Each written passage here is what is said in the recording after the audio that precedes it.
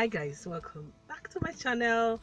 So my son edited 2 videos yesterday and he just started his training just 2 days ago, guys, under my tutelage, of course. I'm such a proud mom right now.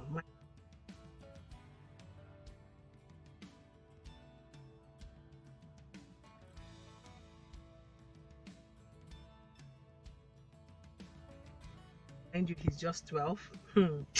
Oh my god, I feel this relief. I feel this empowerment. I feel this, I just feel proud because one of the things that I and my husband have consistently done for my children is, in fact, we don't say things like, oh, when I grow up, you know how we say, where do you want to be when you grow up?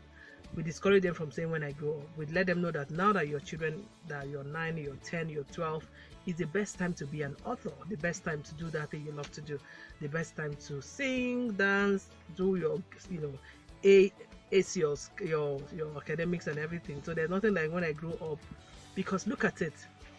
If a child writes a book at 12, for instance, and or okay, the child who writes a book at 12 and one who waits till he's 22 or 32 to write a book, who do you think will get more celebrated? It's that simple. The earlier the better. Yes, most of us were not privileged to have done stuff that I wanted to do early, but this is one thing that I'm very intentional about, I and my husband, about raising children. So one of the things for them to start acquiring modern day skills, the ones within our the ones we have, so that we can pass on, like this video editing. He's so interested and he nailed it 100%. You think I'm joking? My husband's YouTube channel just went live and the first video there was edited by my son, his son.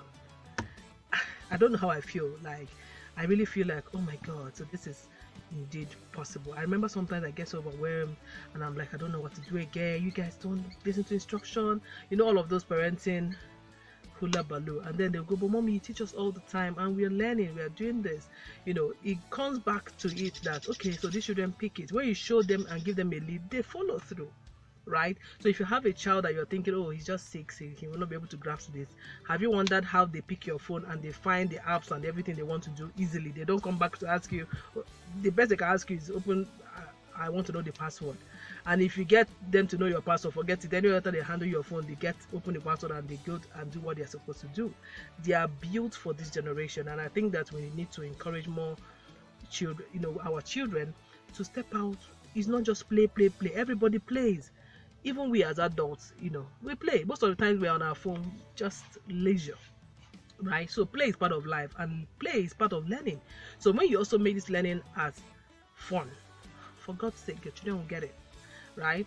My children have watched me edit videos in and out. I mean, I have 77 videos right now on my YouTube channel since May 14, 2021. So you can imagine how intense that is. You can imagine how many times they have had to leave my space to give me time to record. Then they see me edit, they see me promote it, they see me laugh when I have a comment, or get excited when I get a like and all that.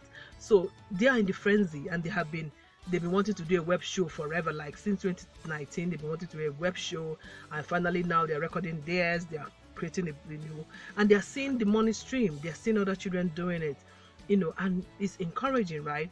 And my children already have business ideas. All of them have something that they want to do as business. So as much as I know, we are even the ones dulling them, but when it comes to how to do a business plan, how to come up with a business idea, how to market it, my children have basic grasp of it. And this is what I wasn't privileged to have at their age, right? So I mean, this is how I think we should look at children now. Enough of those, we have discussions, they believe their children, they won't understand. Who told you they won't understand? Especially children look at their fathers and their mothers and look up to us. So we are some sort of demigods for them. We shouldn't disappoint them, right? We don't want to you don't want to incapacitate your child just because you think he's not good. You see, look at him as that baby you gave birth to the other day.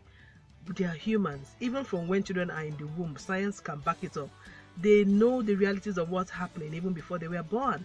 I mean, I practically had a radio show in Abuja where we were talking about the meaning of life, and people were asked, what was the earliest thing you remember? For me, I think I was 3, 4 when I could remember a burial of my grandfather that we attended, right? That's my earliest remembrance. But then we had somebody who called into the show who said he remembers something that happened 2 months before he was born.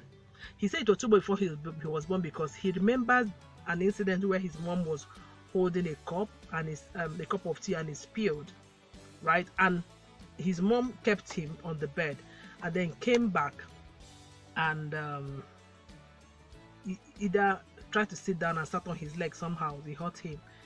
He remembered that, and then by the time he asked his mom, this thing happened, there was a time you were holding a cup of tea and it spilled, and I remember my mom was like, but that thing happened when you were just two months before I gave birth to you. And he said, I remember.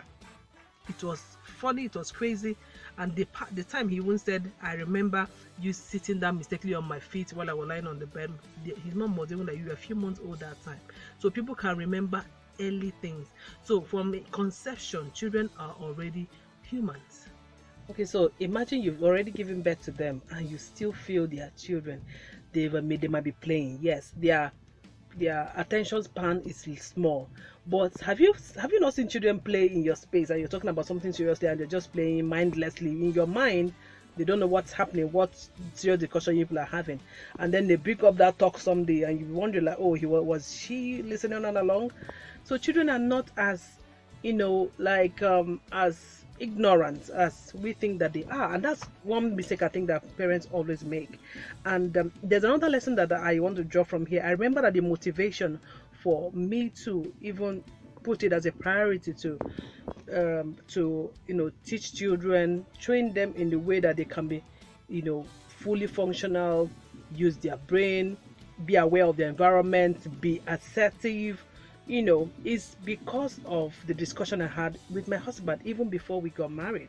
I remember him telling me, in fact, that was his proposal. I said, I know you can team up with me and we can live a happy life. One of them, he said, we can raise independent children. And I will never forget it. When I heard that, I felt like, oh, all the parenting stuff I've spoken in events, a lot of events, I've said about the boy child and all that. People know me as an advocate.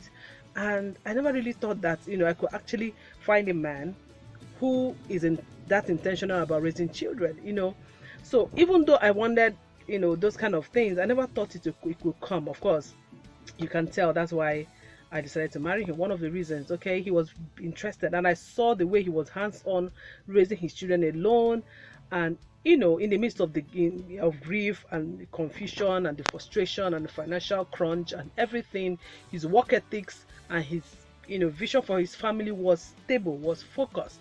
It was easy for me to look at his template and say, okay, this is the same direction I'm going. This is what kind of thing I had. This is the plan I had for my life as a woman. This is the kind of family I want to raise. So it was easy for me to get in. And that's what I say all the time. You can't be a man and just want to get married. Marriage is not something that young men just do when they come of age. What time is even of age? It should be when you are ready to take responsibility. It should be that, because we are all single by default. Our default function is single. Our default function is to be selfish, think about ourselves, right? So marriage is that place you step out of just being who you are to a larger person.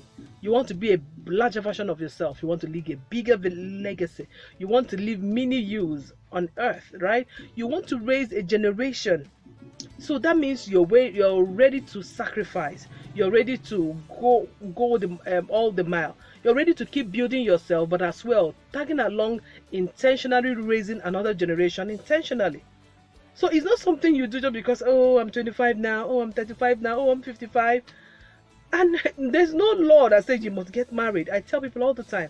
And I just saw something on the internet that that is really funny about whether it's true or not. I don't know. You know how internet stories are.